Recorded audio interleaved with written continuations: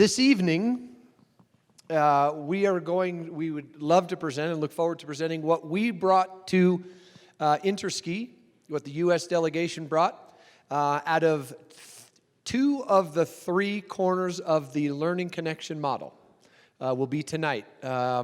Jonathan Ballou, Dave Lyon, Ann Shortling, Brian Smith, and Dusty Dyer are going to present out of the people skills corner and the teaching skills corner.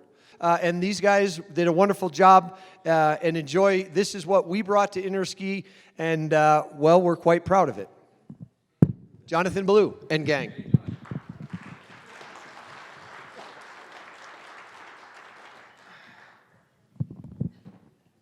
Good afternoon. Can everybody hear me okay? Excellent. Does this thing work? Is it better when I do this? No, I'm kidding. Sorry. All right. Thank you. Do something. There we go. Thank you, Mike. So, as Mike said, what we're going to be doing here is giving you an overview. Actually, an overview. We're going to go through a combined teaching skills and people skills. Not in that order. People skills and teaching skills presentation. A little bit of context first. These two presentations were created for Interski. Who's been to Interski before? Ah, good handful of people. Excellent. Interski is a little different than this event, just a tiny bit. And it's a little different audience than this event. So what we've done here is these were two different presentations. We've combined them and shortened them just a little bit to fit into an hour to hit this audience, but it's still just an overview. I mean, at Interski, what these presentations do is they give you kind of an overview to an audience of people who English is often their second language. You're just giving them an overview of your system, your country's philosophies, your values, why you do what you do. And ultimately what it is it's just enough information to produce to create an invitation to engage for these guys from other countries, guys and girls from other countries, to engage you and find out more about what you do. It's a teaser more than it is in-depth. If we were building these presentations specifically for this group, as will happen in the future as these things get developed, these would probably go into much more depth and much more application to U.S. skiing and snowboarding. Okay? So, it's to paint an absolutely dismal picture of the state of the industry. And the purpose behind that was to create a call to action to a group of European and Asian snow sports professionals to openly and actively engage in our more humanistic method of teaching and communicating. So, the basic idea here is, look, over the last 40 years, let's call that, let's just use that number because that's where all our data is from. For the last 40 years, spending time in the mountains, skiing and snowboarding has gotten objectively more fun. Definitely. I mean, grooming equipment, you don't have to bolt your edges on anymore. There's no leather straps to hold your skis to your leather boots.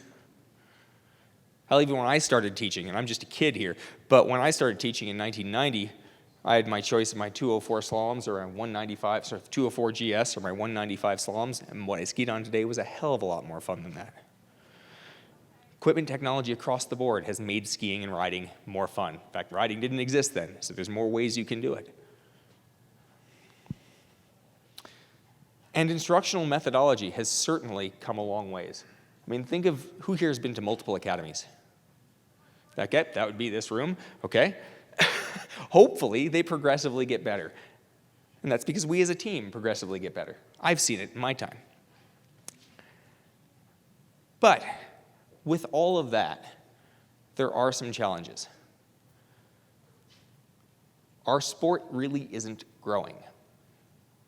It is deadpan flat, which is a big problem. I'm going to show you a bit about that.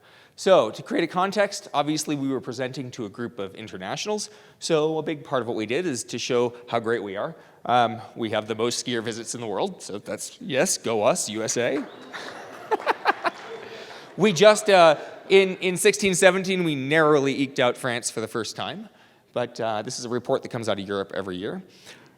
But the more important one is this. This same report, the Vanat report, that comes out of Switzerland, which tracks the health of the ski industry and snowboard industry, shows this trend, which obviously shows we're basically flat. Across the world, in 2000 to 2001, you got about 330, 340 million skier visits. 2015-16, you have about 330 to 340 million skier visits. That is not, anyone here is in accounting or finance, that's not the direction you want a graph to go. It should be going up and to the right and not wobbling to flat to slightly down. Now, we in the US have tracked this a lot longer than Europe, so we have a bit more data. There's a test on this, by the way. I'm going to want to know what column J42 looks like in a little bit. No, seriously, the message on this slide is pretty simple. We've been tracking skier data since 1979. And in 1979, 78, 79, we had 50.1 million skier visits in the US. In 2017-18, we had 53 million skier visits in the US. That is not a particularly large growth, particularly considering in that same time, the population of the world, so this also mirrors what the assumption is for the rest of the world, the population of the world has gone up about 3 billion, so 43.7% or something like that. We are not acquiring those new people skiing.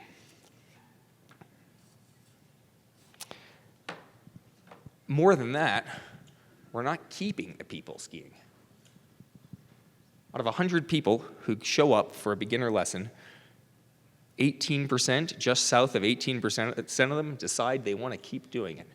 It means 82 people, 82% of the people who choose to take a lesson with us, that's us in this room, that's our peers, that choose to take a lesson, choose, this isn't for me. I don't know about you, but I really like this sport, and I think everybody else should too. There are some seriously positive things here. Well, first of all, there are a lot of things completely out of our control. I mean, totally out of our control. We've got the expense. Skiing and snowboarding is so much more expensive than it used to be. We have got income disparity problems in every country. We've got, except maybe Denmark, we've got competition from other recreational activities. People can go, we're competing with iPhones, Xboxes, beach vacations, you name it. Anything else people can spend their disposable income. They're decreasing disposable income. We've got difficulty of the sport. It's hard. That's why we like it. That's why we come back every year, because the sport is hard and it's hard fun. What's not is easy fun. It's not easy to fall in love with skiing. You've got to go through a few grueling days before you can really love skiing and riding.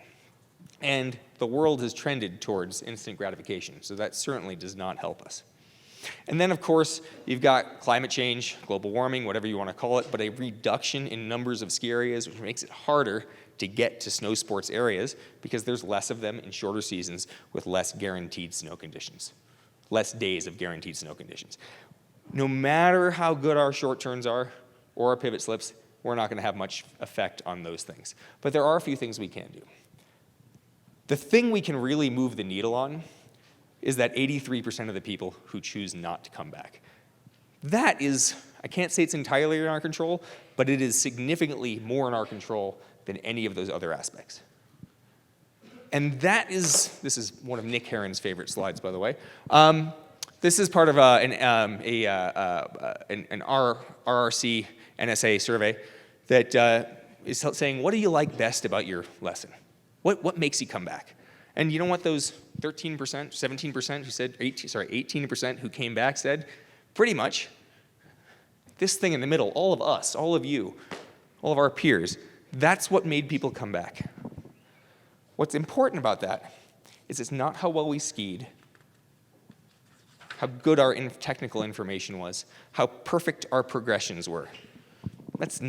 Has nothing to do with the comments that came back on that. What it does say is, what they do say, all these people say is, it's how experiential the lesson was. It's how open the environment was that allowed the person to learn. I mean, what people really buy these days, they buy experience. We don't want to be a commodity, we want to be an experience. They buy experiences and services. And when we create these phenomenal experiential environments that connect people to the sport and connect people to each other and create true, meaningful, lasting relationships, these people come back. These are truly people skills, interpersonal skills, and experiential learning skills, and teaching skills. The downside of this is we're also the #1 reason people don't come back. For the inverse of everything I just said. When we're too technical, when we don't connect, when we only connect people to the methodology, and the only thing we're selling, the only thing we're doing, the only thing we're providing is the vehicle to tip and turn your legs to make the ski move. That is not something that very many people come back for. But that is the technical component. It's important. Don't get me wrong, it's important. But 87% of the people ain't buying it. So ultimately, what our message was a call to action. At least this part of this was a call to action, telling people that while there's a lot in the industry that we can't control that stops people from coming back or may not acquire new guests, there's a component we can control that can move that 18% to 20, to 25, to 30, to 35, to 40, to 50 or 60. We can get people to love this sport through better experiential teaching skills and learning skills, creating more open learning environments, and through greater interpersonal skills. As a testament to that, or proof for that, this is a rhetorical question, so you don't need to answer it now, but think about it when you're done here. If it's your first time to Academy, or if it's your 5th time to Academy, or your 30th time, why is it that you come back? Did you come back because Michael Rogan told you you're still not standing on your outside ski, and you need to hear it from Michael Rogan again? Or did you come back because of the group environment that was created, the people you met, and the experiences you had with every person in this room? With that, Dave Lyon.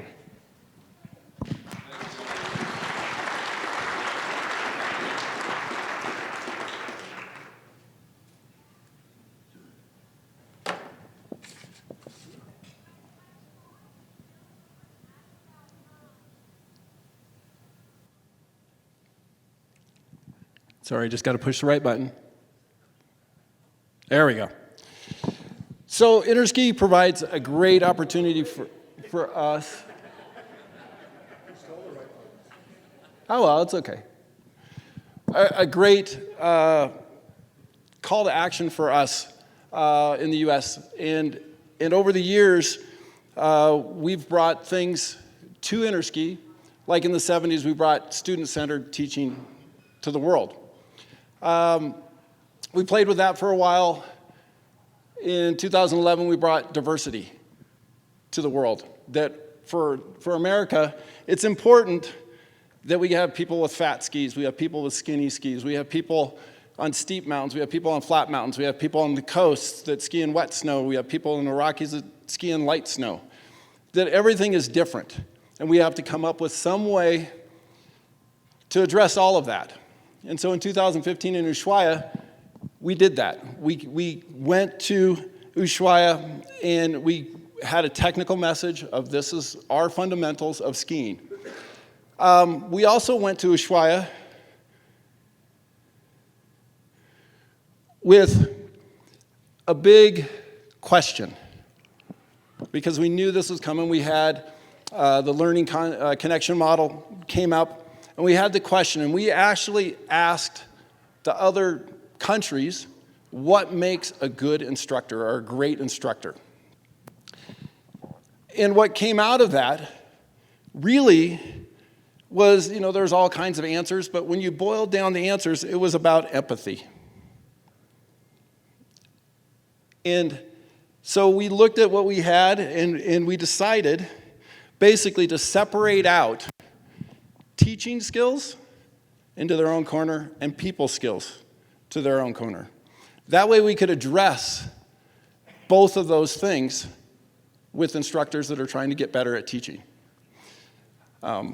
So what teaching skills does is it connects the learning environment to the teacher and the student. Does that make sense to everybody? What people skills do is connects the instructor to the student. And there's two different things there. What we are able to do when we talk about people skills, and it's not about personalities, it's about actions that they do. And we wanted to come up with a way that let us create measurable, identifiable things to help them connect to the student better in people skills and connect the lesson better in teaching skills. And so in teaching skills, we talk about terrain, activities, pacing, that sort of things. And in people skills, we talk about empathy, building trust. We talk about communication and how we communicate. And we talk about emotional intelligences. In other words, what I bring to the equation and what the student brings to the equation, and how do those interact, and how does my actions as an instructor affect the student? And am I understanding what the student really wants and needs and is going with? Then I can apply them into the teaching skills and work with the terrain, work with the activities, work with the pacing to really get them to help them learn what they're talking about. And so I'm going to pass it off to Anne now, and she's going to talk about actually the people skills part.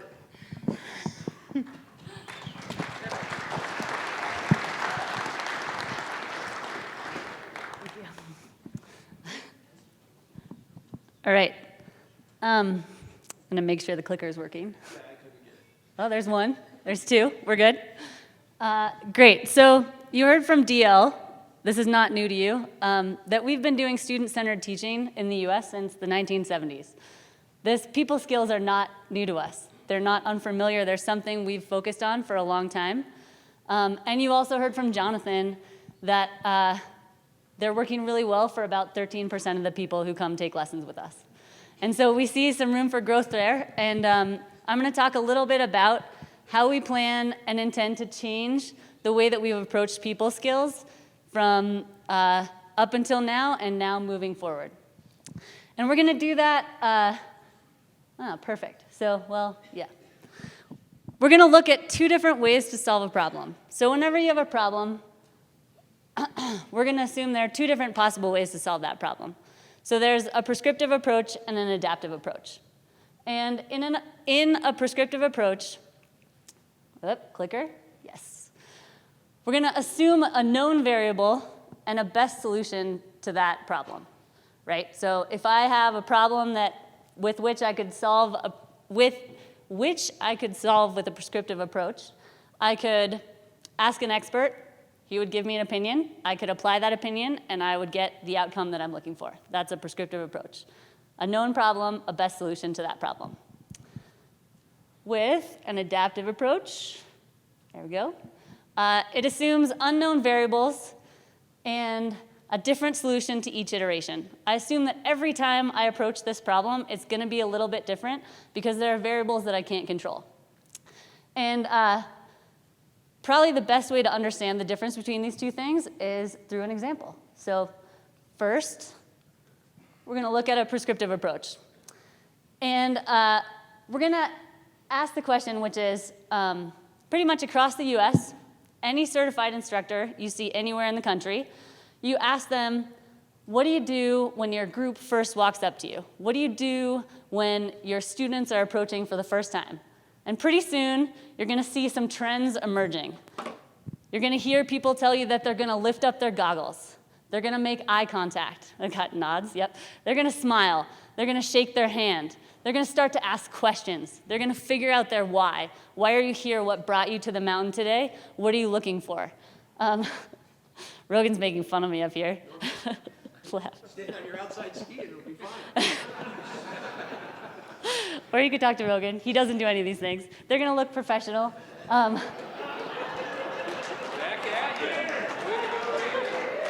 Sorry, I didn't mean to call you out publicly. All right. So these are prescriptive approaches, and these are things you'll hear from certified instructors across the country, from new instructors, from anyone who's taught for a little while. And these are really effective. These are, click. Nope, wrong button. Nope. What's going on? There we go. So in a prescriptive approach, we assume a known problem, right? Your group is approaching, and I can give you consistent responses to apply.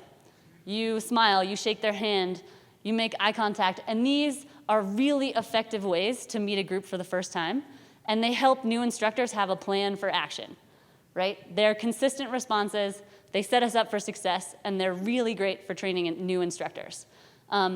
And this is pretty much how we've talked about people skills up until now.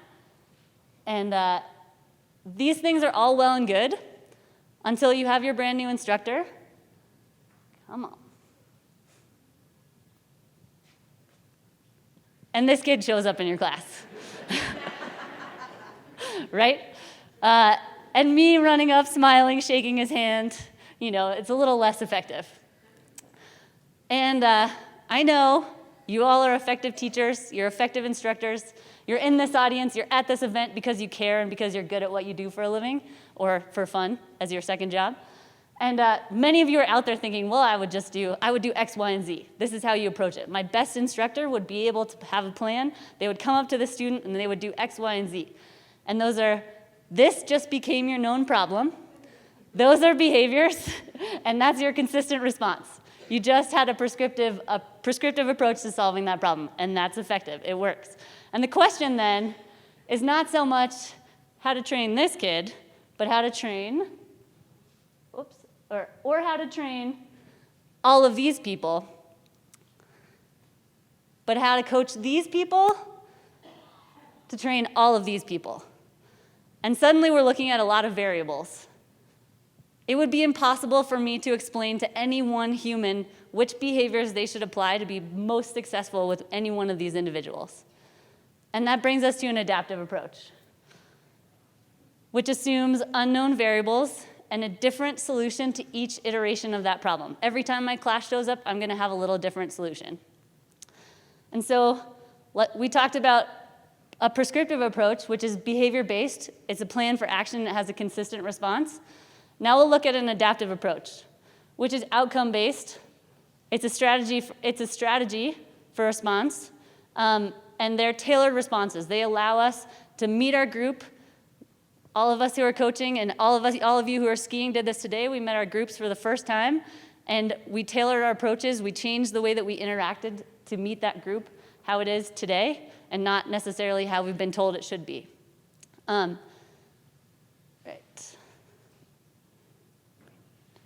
So, what this does is it allows instructors to think critically and make decisions as opposed to applying the same rote response every time they meet the same problem or they meet a problem. And this is incidentally the same thing our technical fundamentals do and the same thing that our teaching fundamentals do. It's just a new approach in terms of how we thought about people skills. So in order to look at this a different way, this is our prescriptive approach. We're going to look at these same behaviors that we had with our instructor, any instructor across the country. And we're just going to, these are essentially the same words. There are some changes in there, but this is more or less the same list of behaviors. And these behaviors are in fact strategies for building a cohesive group. And there's science that demonstrates that eye contact and handshakes and fist bumps and asking questions is a way to build a cohesive group. And if any of you have read the snowboarding technical manual, there's a model in there called the SCARF model, which talks about how to create a cohesive group and how to pay attention to how people are interacting. And there's science that demonstrates that in a cohesive group, our stress level goes down and our ability to learn goes up. And so if we can cage these behaviors as strategies to build a cohesive group, then when I have my angry kid who shows up to my class, I know that my goal is to build a cohesive group, and it's also to develop a relationship based on trust. And I can change my tactic. I can take a step over here and approach that kid differently, because I now know that my goal is not just to shake his hand, but it's actually to develop a relationship based on trust. And that would be our outcome, and these would be our strategies. And so again, when we're looking at an adaptive approach, we're going to provide clear outcomes. We'll coach strategies in addition to behaviors, and we'll help instructors make decisions and tailor their responses to the specific situation. And so I'm going to hand off now to Brian Smith, who's going to talk about what those outcomes are for people skills and where we're going to take it from here.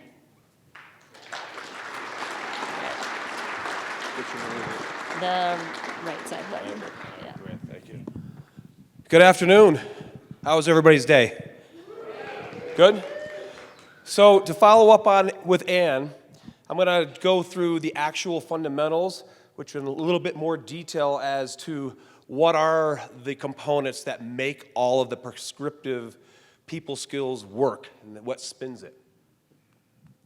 Let me get this to work here.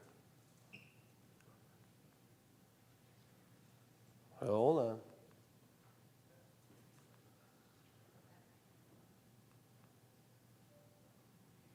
Come on. Come on.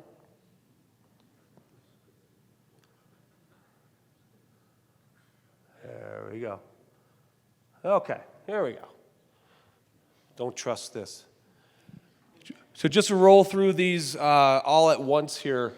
Developing relationships based on trust, engaging in meaningful two-way communication, identify, understand, and manage your own emotions and actions, recognize and influence the behaviors, motivations, and the emotions of other people in your group. Starting with developing relationships based on trust. Anybody go hiking today? Who hiked today? Come on, nobody hiked today? Dave, you hiked today? Did you trust anybody to go with you? Yeah. Kurt was our leader. Kurt was your leader? Yeah. Well, in doing, there's some components to this that when Dave took his group hiking today, I'm sure he was quite transparent about what the outcome was going to be. Where were we going to go? What are we going to do? And these type of behaviors, and that hopefully he did that, made the group perhaps, you tried to do that? The whole idea is being transparent with the folks that you come in contact with about what's going to go on in the lesson. And perhaps that transparency is after you've had some initial contact and you've decided that, this is their goal, this is their motivation. And then you give them somewhat of a plan. Having respect for people, obviously. On the most basic sense. Respect in the sense that understanding where they're coming from. They just strolled in carrying 4 sets of kid skis, dropping gloves, dropping boots, or running late, or got in at 2 o'clock because they missed their flight. And having a bit of empathy and respect, it goes a long way. Developing cohesion within the group. If you're making a plan to go hiking like Dave did, everybody's involved. There's collaboration. And you're making sure that everybody feels that there's an inclusiveness in there. And most importantly, to this example about hiking today, managing the risk within your lesson environment. That's a huge piece, especially skiing here at Big Sky. There's a lot of stuff here that'll make you think twice. And so if you're out there with your guests and you're missing that part about the risk and you're just kind of blowing through that, people are skiing behind you thinking, boy, I'm not sure if I'm going to follow this guy into battle or not. But these are just some of the more finer details about how we're building trust and why it's important. Engaging in meaningful two-way communication. Verbal communication, nonverbal communication, listening, and providing feedback. Meaningful means that it's intended that your behavior is to create an environment where there's something important about the conversation that you might strike with somebody. That it's not just always about the weather and about what you did for a living and, about the adaptive stuff, lifting your goggles and shaking hands, but rather, a little deeper level of meaning in the communication that's always in your mind as an instructor. You're always tying it back to, what do they want out of this? Why are they here? What did I learn when I first met them that I can create some communication within the learning environment that always strives to get to that common goal that you share with the person in your group? So making it meaningful, I think that's the most important part of that written fundamental.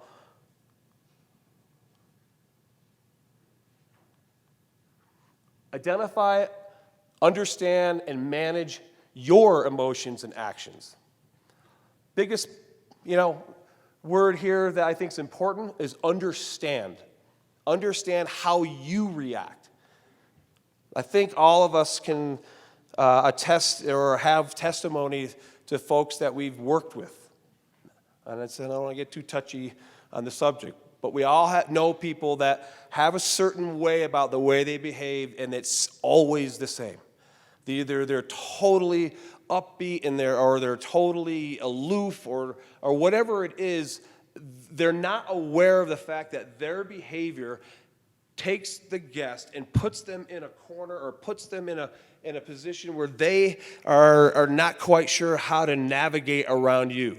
And the more we can help instructors understand little idiosyncrasies about their behaviors when certain situations arise, just the fact that you're aware of, hey, when somebody gets a little frightful on steep terrain, I have a tendency to do X or I have a tendency to do Y. Just knowing how you manage your behavior in these situations has a profound effect on where people, how people respond to you. If you are oblivious to the fact that you just met your guest and you've done a half a run and you're on page 40 of the manual and you've covered everything we've written, that might be an issue, right? When the person said, man, I haven't skied in 6 months and I just want to get a ton of terrain in, and you are so focused on wanting to tell them everything you know. Don't do that. Listen to what the guests want. Control your behavior and manage yourself in the desire to do that. One more here. Okay. Recognize and influence the behaviors, motivations, and the emotions of others in the group. Paying attention to that stuff. Not their ski performance. Maybe it is tied to their emotions and their behaviors. But just paying attention to, when you went on the hike today, were you paying attention to some of the physical and nonverbal behaviors out there? You know how that is? I'm sure all of us got into some form of terrain today that might have challenged us. A good coach pays attention to that one person. Everybody's down, the group's collected, and there's one person kind of still fidgeting, and maybe that's a sign that you've got them in a place where they're cliffhanging, and if you don't pay attention to that could be an issue. Having social awareness so that you can have social management of that environment within your lesson or your clinic is super important.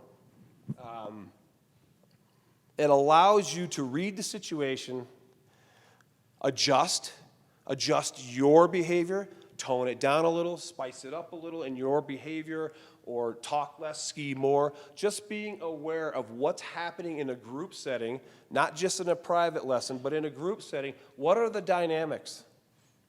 What's happening in there? Can you see and can you forecast where things are going and be able to manage that social interaction with the group? So this is just a quick rundown of the actual fundamentals for the people skills. much like the technical skills and the teaching skills, think about your day today. Did any of your course conductors represent any one of these fundamentals at one point or another? Can you pinpoint when there was a point where there was engaging in good two-way communication, or they changed their personality for some reason, or their behavior for some reason, or you recognized something happening in the group and you saw the course conductor take a left-hand turn or change something about the dynamics in the group based on behaviors. The beauty about these fundamentals, much like our skiing ones, is they're identifiable outcomes. We can train to them. We can go out on the hill and we can watch a level 2 instructor do a teach session for 30 minutes and be able to sit down with them afterwards and say, in these four areas, this is what you did. This is where it was. This is what needed a little more improvement. And so in the spirit of all the other fundamentals, I think we're on to a really good direction here with the way these are broken out. They're trainable, they're measurable, and that makes it highly effective. And I can say on a personal note, being at Interski, this particular session had a lot of feedback from a lot of countries. They really saw the organization and the breakout of these fundamentals and could see that we had one step ahead of the game as it relates to this. So just in wrapping up, these fundamentals are going to help us increase student retention globally if we can put this into our mix and really look at how we behave and focus on the connection.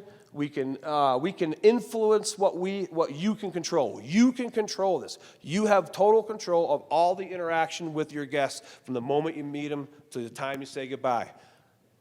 Adapt to the social environment. These are all the things that having these fundamentals will hopefully have a profound effect on.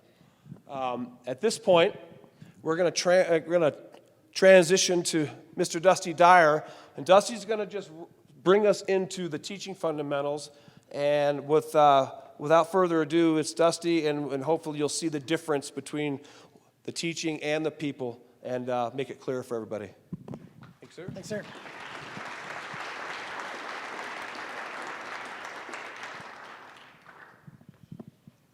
They had another slide. He lied. I'm going to move into the teaching. Whoop. You guys got a bunch still in there. There we go. There's me. So as we move into the teaching fundamentals, this is something that Interski, or National Academy here, has seen over several years here, several different iterations through our process. And to this year, we've finally made this published, right? It's been in 32 degrees. You've seen these pieces come down. And it came from the question of what makes a great instructor, right? Like Dave was sharing with us. And we have our learning connection model. And how are we taking each one of these pieces of our technical skills, teaching skills, and people skills, and combining those to meet the students' needs?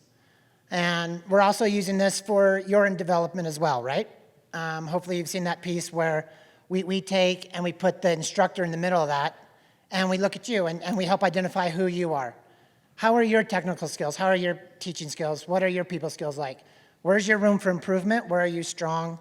And it makes a great learning pathway and education for our staff, for instructors, for trainers. But as we move on, and we have each of these pieces that we're looking at tonight, at Interski, the teaching presentation had a lot of the slides that you just saw from the people skills. We talked about the separation. We talked about where we got to and how we got here.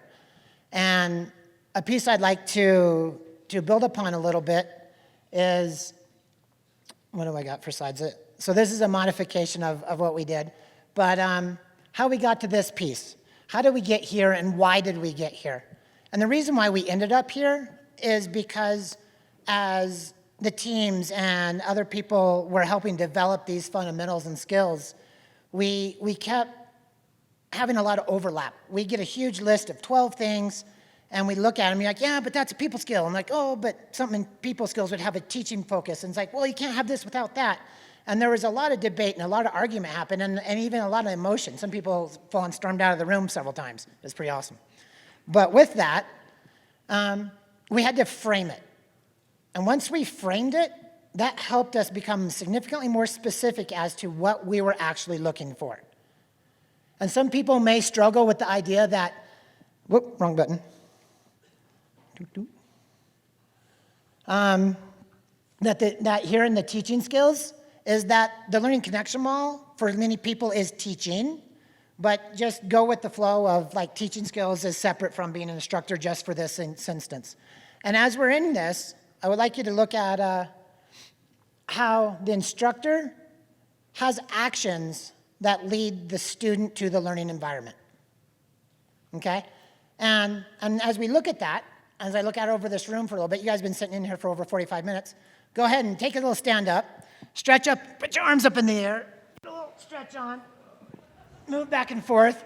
It was a long day. If you guys are out all day, you're probably a little bit stiff if you come from a little lower elevation, a little lack of oxygen. Get it flowing a little bit.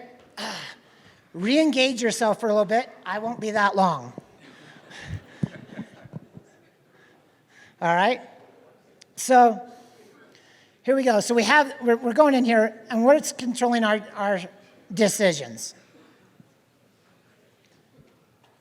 Here's all of our pieces put together in one page, and we're going to look at these teaching skills.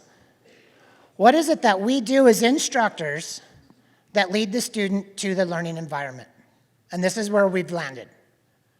We create an environment that promotes exploration, experimentation, and play towards the desired outcomes. We collaborate on short-term goals, long-term objectives, short-term objective, long-term goals. And then we facilitate the learner's ability to reflect, recognize, and assess experiences and sensations. And then we manage the train, selection, pacing, information, right? Some of those pieces that you saw Dave put up on his slide of what's the difference between people and teaching skills. And then while we're doing that, we got to make sure we reinforce the learning and adapt the learning environment to accommodate the changing of the learner's needs. So making sure they understand what has just happened. And then finally, it's managing the emotional and physical risk within the learning environment. And so that's the overview of that. Give a chance to look at the whole piece. But as we get into a little bit more depth with that, in teaching skills, we have those 6 pieces broken up into two categories. One category facilitates learning. It's what actually creates learning in people. And the other one is connecting the student to that learning, all right? So as you think back of those 6 I just shared, are there any of them that you're like, oh yeah, that creates learning?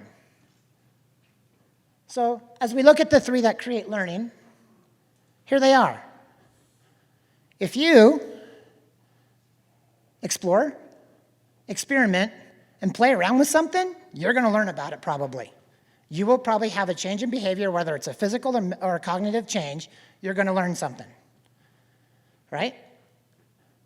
If you have some judgment on something and you assess what's going on and you reflect on that and think about, okay, I did this, I got that, okay, and you can make some changes as that goes along, and then you spend some time reflecting on that, you probably recognize some change in behavior, change in movement, same thing, right? So here's learning is happening.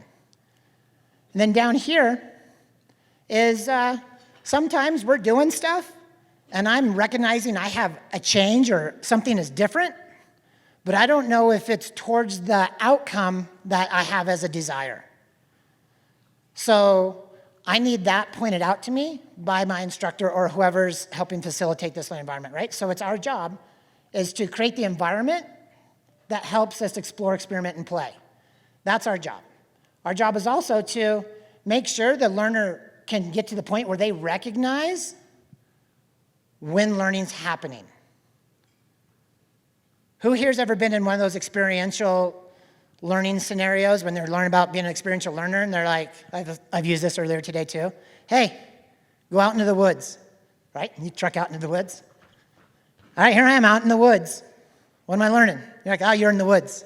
You're learning, right? You're experiencing the woods. You're learning. But without a little bit of focus or outcome, it's really hard to really know where that's going. So as the facilitator, if you can help your students recognize when something's happening. So it's like, well, actually, we're camping, and I need wood to make a campfire.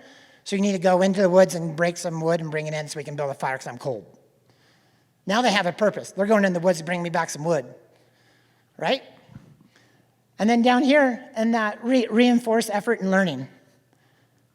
Not always in the learning process do you get to the outcome of desire, even though you're trying very, very hard. We need to make sure that we're emphasizing and reconnecting people to, I understand that you're trying hard and you're doing okay. You're not there yet, but you need to keep going. That's part of keeping people learning, and that helps them understand some of these pieces up here. And then when they do make a change and they do have something that happens that is a key to the outcome that you're directing them towards, anchor that. Let them know that they've done it. When somebody skis down and they've been working to make a parallel turn all week long and finally both skis turn at the same time like Matt Boyd did for the first time today, you got to let them know. Like, nice, Matt, that was it. You're going to get there. Right? And now he knows he can make a parallel turn for the rest of his life. And so every time now he can go back and reflect upon that and make it permanent. Right? And then the other aspect we have, it's coming. Oh, come on, I was crushing this. There we go. And so we have the pieces that connect us to the learning environment, right? So you can still see we're still battling a little bit. See this little word right there? How many times did you hear that word from the people skills people? Right? We're still using those pieces together. We're still using some people skills stuff in here. But in the end, to get somebody connected to the learning environment, they've got to have an objective or a goal in mind. To be, okay, I'm learning something, here's where I'm headed towards, I have an objective, I have a goal, there I am, right? We saw that in the last piece. And then the other parts that we're doing is like these are kind of almost like the prescriptive pieces possibly from the people skills that you just talked about. Like, what is the train that you're taking people to and why? How quickly are you giving information? And is it so much that you're exploding people's brains out there and all they do is they think about what they're doing all the time? Or can they actually flow and have a bit of understanding that's not so much they can't do something else, right? How fast are you asking them to move? Or are you giving them stuff to do? And then the activities that we build. What are the experiences that you're intentionally taking people through to get to that learning environment or get that learning experience so that they can make a change of behavior or movements or whatever it may be and change their understanding? And then this piece. This gets a lot of discussion, and I think it's one of the neatest pieces that we have in here. Who in this room started skiing or continue to ski and ride because it is 100% safe and you know that there's no chance you're going to get hurt?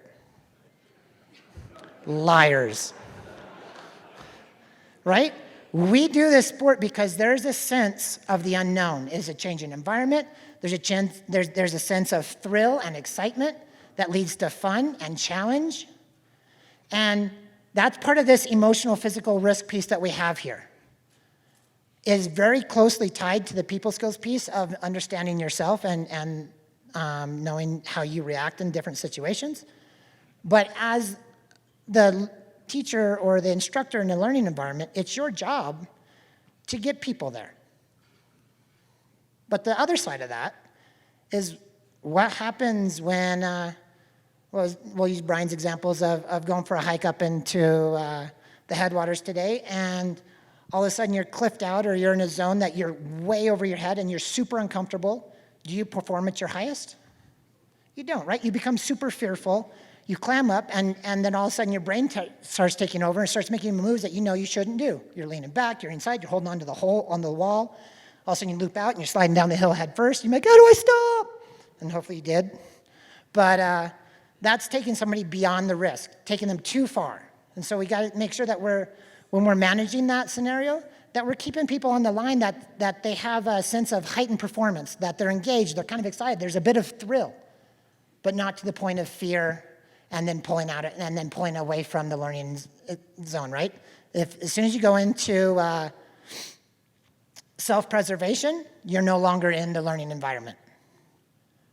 And then on the other side of that, you have the emotional side, which is, do you feel safe in the group? Can you speak with the instructor and know that they care about the question that you've asked or the comment that you've made?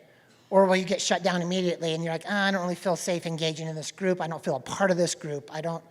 The whole people side of this is crushing me, so I don't really want to engage. And that's keeping me from being part of this learning environment, right?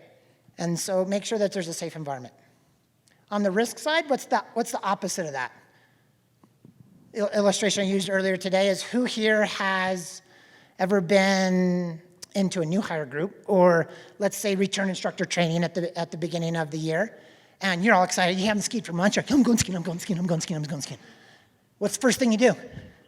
Wedge turns. Lots and lots of wedge turns. Is that grabbing hold of your excitement for this sport? When all of a sudden your trainer's like, you really need to get that downhill leg to release in order to turn it. And you're just like, where's the fun in that? So you can go either way. Now you're hit boredom and you've disengaged again. You're like, okay, going through the motions. If I have to be here, check, I'm out. I'm not part of a learning process anymore. So those are how we connect to learning and how we connect to the learning process. Here they are again. But, rewind. Okay, so I'm missing a piece in there. We had previously the new learning cycle. That's in the teaching and learning handbook, Snow Sports Teaching and Learning Handbook. I'm saying that wrong, I'm sorry. But, and it's the learning cycle. And how we use that learning cycle is a lot of the pieces we do for our teaching and learning skills. Like, how do we get through that cycle? How do we welcome and introduce people and get them engaged in the cycle? How do we then assess our students verbally and visually to make sure that what they know, what they think, and what they feel, and we have a solid understanding of that. And then from there, we move into the collaborate on goals and outcomes for the day, right? Once we collaborate on that, we have a pretty good mission. They're involved because they've had a say in where we're headed. I agree with it because I'm like, yeah, sweet, I can help you out, get here. Sometimes their perspectives are a little bit off and we help them adjust that. But for the most part, we can always work with what somebody wants. And then we get into building their experience, right? And that's when a lot of the pacing activities and all those other things that we talk about come into play. And then it cycles back into that practice, guiding practice, giving people time. That if we see somebody do it once, doesn't mean they own it. Doesn't mean they've learned it. They've risen to a performance. They need to repeat that performance and make it a permanently changed behavior to make it learning. And so it's a huge key that we got to make sure we remember. And then either we continue through that cycle several times, or we exit and we have them summarize what they've learned and what their understandings are, and we give them a preview of what we might do the next day if they get to come back with us, or what the rest of the year is if it's a year-long program. And then the biggest piece, and it was kind of a neat thing that happened in one of our presentations, was there's these questions, and I don't remember the exact question, but it was a thing that's like, well, what about this and this and this? And it was a question about, it ended up combining the people skills and the teaching skills. And what I want you to walk away with tonight is the idea that these don't live in silos. We don't just do teaching skills, or just do people skills, or just technical skills. They all exist all the time. Sometimes they're not as awesome as we want them to be, or sometimes we're crushing it. But they always exist together. So you can't create an environment that promotes exploration, experimentation, and play without some sort of interaction with somebody. And so you're using your people skills. What people skills you're using, we don't know, but that they're always there together. They're connected. How do you manage yourself in the terrain, right? Well, you might go create a risk for somebody in terrain, and it might be actually helping somebody develop how they manage their emotions in terrain. And so they always live together, and the technical piece of how you getting down the hill. How am I looking at their movements and connecting it to choose the activities where we go there, choose the activities that I'm going to get people to experience, make connections in the group, and get around that whole thing. That's why it's a whole a whole model together, and we've pulled them apart so we can help develop our skills here. But as we use them, they will always exist together. And I'm going to close with a video that that Matt played last year. That's a really neat video about a girl learning to ride a bike.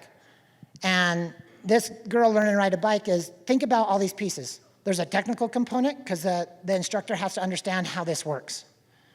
There's a people component because this instructor is making a connection with this little girl, and there's a relationship built there, and there's trust. And there's a third component of the teaching skills of how he managed that learning environment for this girl to figure out how to ride a bike.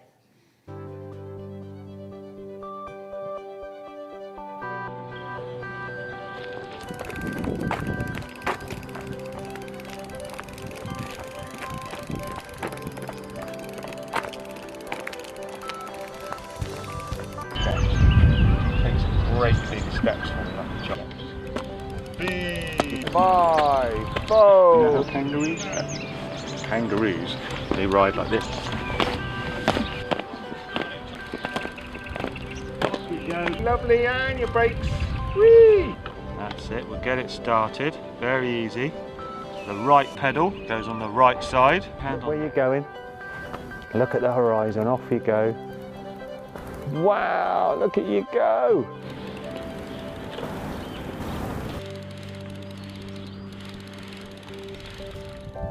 I want you to just pedal. Off you go. Let go of your brakes and off you go. 1, 2, 3, go. Pedal. You're going to pedal. That's it. And stop. Brakes. Lovely. Look where you're going. It's all clear. 1, 2, 3, go. Let go of your brakes. Off you go. And stop. Look how far you've ridden on your own. Wow. That's a long way. Should we see how many paces it is? Back. And then I'll hold the bike. Feet on the pedals. Look where you're going. After 3, you're going to let go of the brakes and you're going to pedal off. Okay. 1, 2, 3, go! Let go of the brakes, off you go. Fantastic. Wow! She's off. Bye-bye! Send us a postcard. Isla! Woo! Look where you're going. After 3, you're going to let go of the brakes. 1, 2, 3. Go! Let go of the brakes. Off you go. Wow! She's off.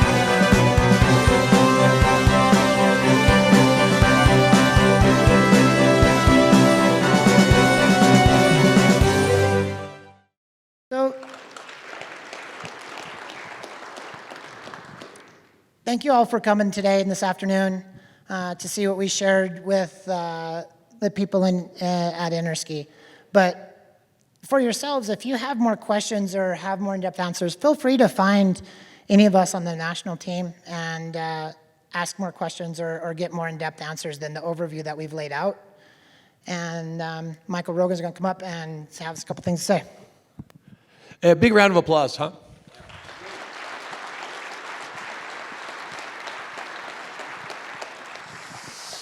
We do have to give this room up for banquet services to come in and do some work so that we can have dinner promptly at 7. But, you know, at Interski, when you make statements like this that says we're going to separate people skills from teaching skills, a lot of the looks you get back are, wait, what, how, why?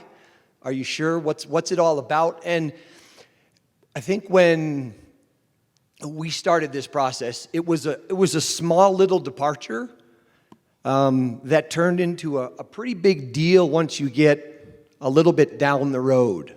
Just like if you're building a road and you're a little bit off in the construction, you get down the road and suddenly you realize, wow, there's quite a bit of distance between us. And when you can separate those corners, the people skills and the technical aspects of teaching, and you can also combine that with the technical aspects of our sport, whether it be alpine skiing or snowboarding or Nordic skiing, you start to get a really good a really, really good solid package that allows us to be flexible to address the diversity that exists within our country, as they've said, and it also allows us to affect the things that Jonathan pointed out that we absolutely can control. So it's important. This is ours as a group. This is something that we all are a part of, have been a part of. The ideas and the ignition of this has come from events like this across the country, where we start to have an idea and go, wow, that could become something. And then you check in with some of our alumni, and they go, yeah, there's something there, and we used to do this, and then maybe we lost sight of it a little bit in a couple of places, certainly in recent past, and then you get back and you kick it around, and it becomes something, well, that rides a bike, but it becomes something that the rest of the world really scratches their head about, and you go, wow, there's something different in that. And I think that's something that we should feel proud of. So